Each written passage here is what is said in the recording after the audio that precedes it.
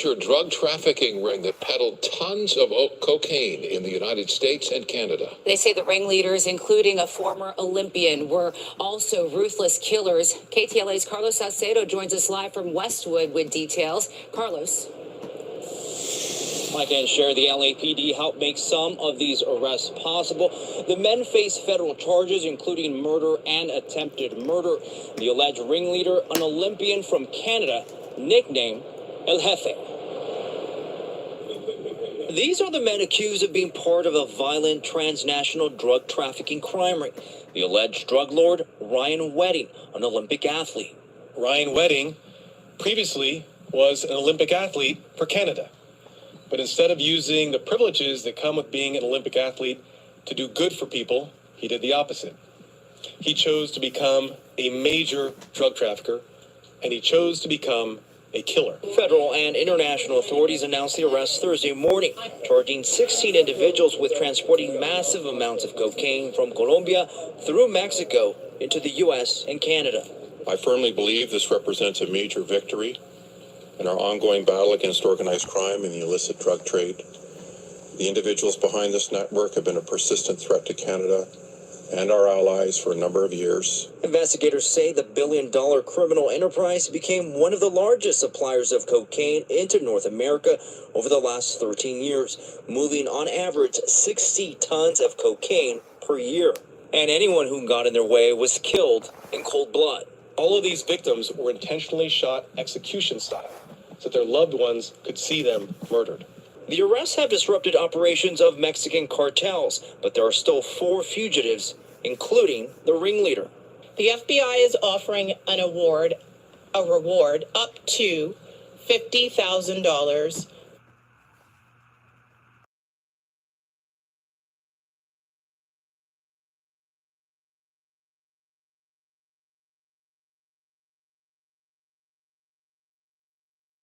Allow Los Angeles to be used as a transshipment point.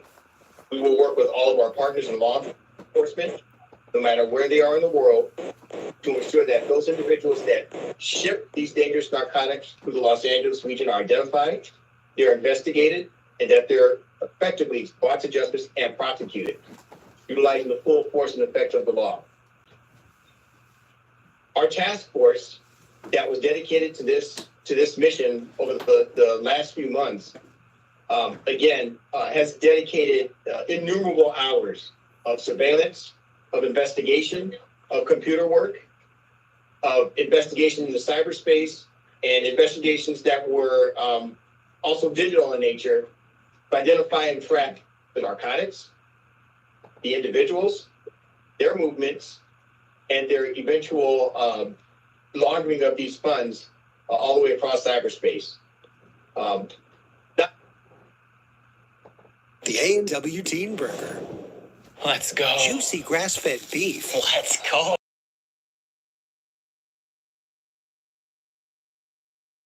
Home to a lot of individuals, our Los Angeles police officers become deputized, and they assist our federal partners throughout the world in their investigations, bringing important information, intelligence, and enforcement back to the city of Los Angeles to share with our partners so that we can form a strong network, an identifiable source of information that is vetted, that allows us to be very efficient in how we conduct these investigations.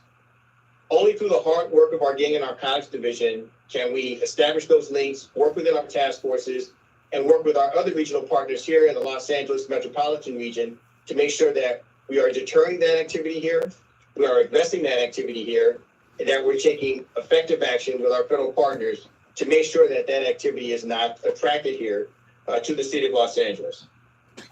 I want to speak briefly about another aspect of this operation, and that is the violence. As everyone here is well aware, Los Angeles has certainly seen its share of violence in terms of the narcotics trade, because we're such a large metropolitan area and because of where we're located. I want to recognize that there have been a lot of violent acts that are traced directly back to the Wedding organization. And it is only through the hard work of our partnership that we're able to identify and assist these these other organizations in tracking those individuals, bringing them to justice, and sharing that information to make sure that we've identified the individuals that are involved in the violence as well. The violence is one of the byproducts that is an unfortunate aspect of these drug trafficking organizations, and the Los Angeles Police Department remains committed as well to preventing that violence from occurring not only in the Los Angeles region, but linked to this organization throughout North America. So we've worked very effectively, and we work very closely with our partners on preventing the violence and identifying those perpetrators involved in the violence. And that is a very important aspect that we also address here in Los Angeles as well. In closing, again, I want to close where I opened. I want to thank our federal partners, the U.S. Attorney's Office, and all of our regional partners, including our partners to the north in Canada. Working as a team, we want to show that not just in Los Angeles, not just in Canada, and not just throughout the United States, but we want to show that we're going to be effective partners here in North America and throughout the world whenever you're bringing these harmful substances, as you see here, into the city of Los Angeles, into the United States, and into Canada. With that being said, I'd like to introduce Deputy Commissioner Marty Kearns of the Ontario Provincial Police, who will provide additional information regarding the efforts by our partners to the north.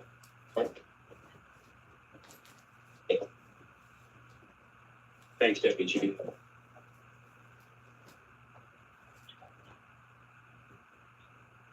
Good morning, everybody. On behalf of Commissioner Thomas Creek, I would first like to thank our colleagues here in the room for the opportunity to attend and speak at this important announcement. This includes the U.S. Attorney's Office, Federal Bureau of Investigation, Drug Enforcement Agency, and the Los Angeles Police Department. This complex investigation spans multiple jurisdictions and agencies with an alleged retaliation over stolen drugs that tragically impacted family in Ontario, Canada. For the Ontario Provincial Police Criminal Investigation Branch, under the direction of Detective Inspector Brian McCurdy, who is here with me today, this investigation began on November 20th, 2023, when officers from our Paladin detachment responded to a shooting.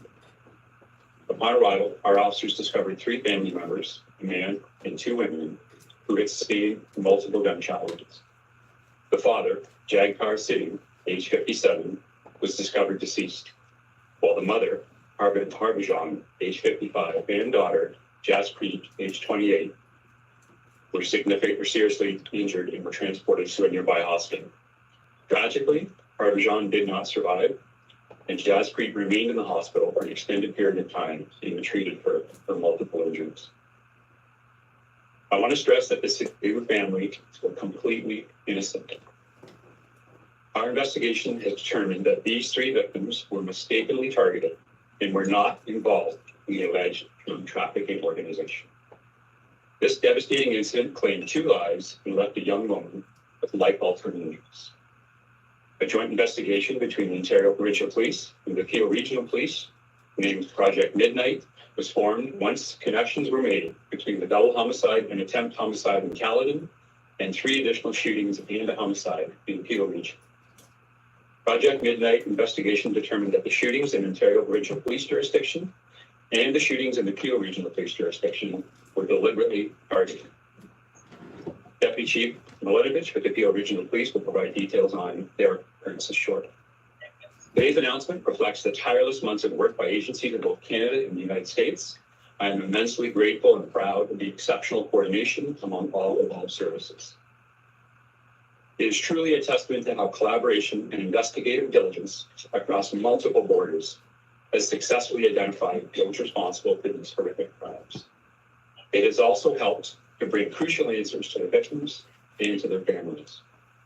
While our job is far from complete, as you've heard, Project Midnight investigation remains ongoing as investigators continue to seek those responsible for the shootings in Ontario. We encourage anyone with any information related to the shooting in Caledon to contact the OPP at 1-888-310-1122. You can also report anonymously to Crime Stoppers at 1-800-222-8477 or online at ontariocrimestoppers.ca. We remain steadfast in our commitment to justice on behalf of all the victims. Thank you. I'll turn the podium over now to Deputy Chief Miletovich.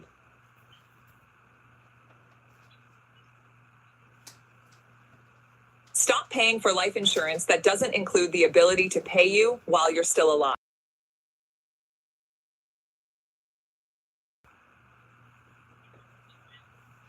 Morning. I am pleased to join you on behalf of the Peel Regional Police Service. For the interest of everybody here, Peel Region is a large and diverse community of 1.6 million residents located just west of Toronto. Our police service is the third largest municipal police service in Canada, and we are deeply committed to public and community safety. I would of course like to start by thanking our Canadian and U.S. law enforcement partners, including the U.S. Department of Justice, FBI, LAPD, and the DEA for their ongoing collaboration and work on a highly complex and dynamic investigation, the results of which you see here today. One of the charges announced today pertains to a homicide that took place in Peel on May 18th, 2024, Mohammed Zafar. He was a 39-year-old man who was fatally shot in his driveway. Additionally, another charge laid today, as you've just heard, involves a double homicide in Caledon, in a nearby community to our region. We are jointly investigating and continue to investigate those offenses with our partners from the Ontario Provincial Police due to the connections of those acts of violence and their connection to Peel. These tragic cases reflect the violence tied to transnational and organized crime and the trafficking of illicit drugs and the firearms that are used to effect that business. In Peel, we continue to experience the effects of those types of crimes. And if you can imagine how far Peel is from Los Angeles, where we're announcing these results today, we experience the results and the benefits of enforcement initiatives like you see here today. The link between drugs, guns, and violence continues to put innocent people and innocent lives at risk, and we continue to see the impacts on our community. Alongside our American counterparts, our police service, with our partners from Canada, are fully committed to addressing this issue. The reality is, to effectively combat transnational organized crime, it is increasingly crucial that we partner, is because that is the type of activity that we are increasingly experiencing from organized crime. They have no consideration to jurisdiction, no consideration to national boundaries, and they will take every opportunity to exploit any vulnerability that they find for profit. And this investigation is a great demonstration of an organization that was attempting to do that, but through the collaboration we have here today, has been addressed. And we will continue to support any and all efforts from our partners locally in Canada or here in the U.S. in order to affect that purpose and fight that crime. Again, our police service is proud to stand here with our partners and take part in this announcement and celebrate really their victory, because it will have a direct impact for our community in Peel Region. Again, thank you. Appreciate your time. And I'll pass the podium back.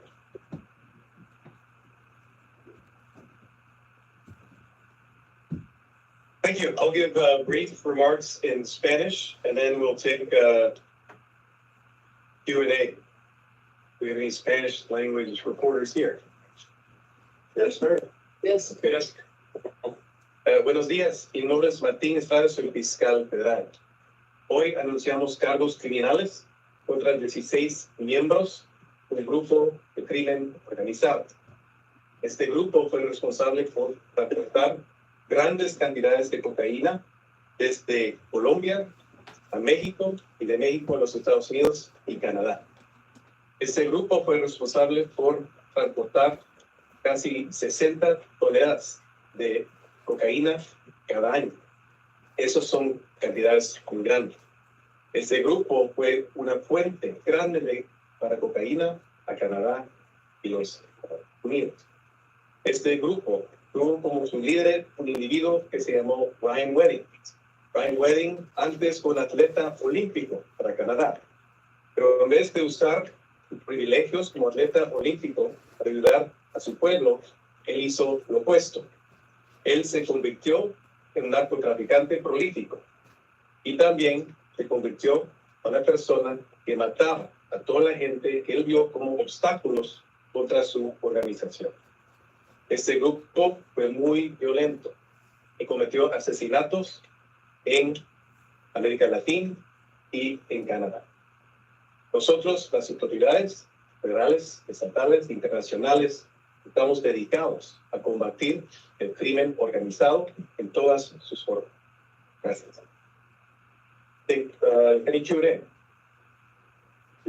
La recompensa para el prófugo Ryan Wedding. Sí, $50,000 del FBI. Sir. ¿Esta organización de Colombia tiene algún nexo con los carteles de la droga mexicanos, cartel de Sinaloa o el cartel Jalisco Nueva Generación? Este grupo de Ryan Wedding tenía conexiones con el cartel de Sinaloa y estaban protegidos por el cartel de Sinaloa en todas sus actividades. Can you say that in English, please? So the question was about any cartel connections. This organization was connected to cartels, specifically the Sinaloa cartel, which offered them protection in Mexico to carry out their operations. I will note, as I mentioned earlier, Wedding and Clark, the two leaders of this organization, were based in Mexico and directing the whole organization from there. Mr. Wilkins, it's a large. Where do you think that he is? In Mexico, Colombia, or somewhere else? El señor Wedding no está en custodia y estamos buscando. Did you say that in English? Ryan Wedding, we mentioned he's a fugitive and we are seeking his capture. The FBI is offering a reward of $50,000 for this. And do you believe he's in Colombia, Mexico? Colombia. I can't comment on where we may think he is. He was in Mexico. He's now a fugitive, and there's now a reward on his head. And we are going to locate him and find him wherever we can. Any other questions? ¿De qué forma ingresaban las drogas a los Estados Unidos y a Canadá? Pues usaron camiones para traerlo de México a los Estados Unidos y de los Estados Unidos hasta el este de este país y también a Canadá. The question was how they transported it. I mentioned they used long-haul semi-trucks to transport it both from Mexico to here and also transport it from here to other parts of the country and to Canada. Sir, how can it be possible that if they were transporting all the cocaine in semi-trucks by the border?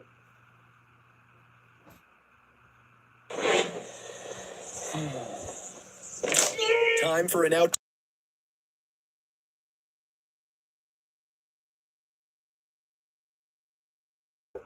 How is possible?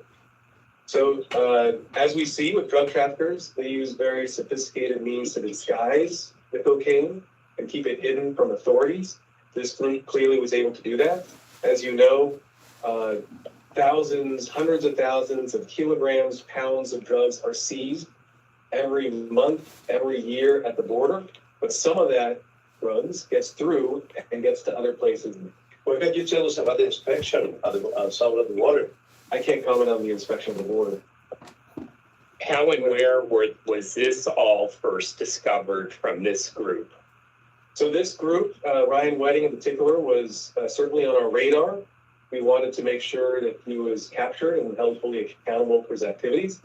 As you can see from the indictment and what we described, he used various lieutenants. He contracted out the killings he did, so he tried to insulate himself from a lot of this criminal activity.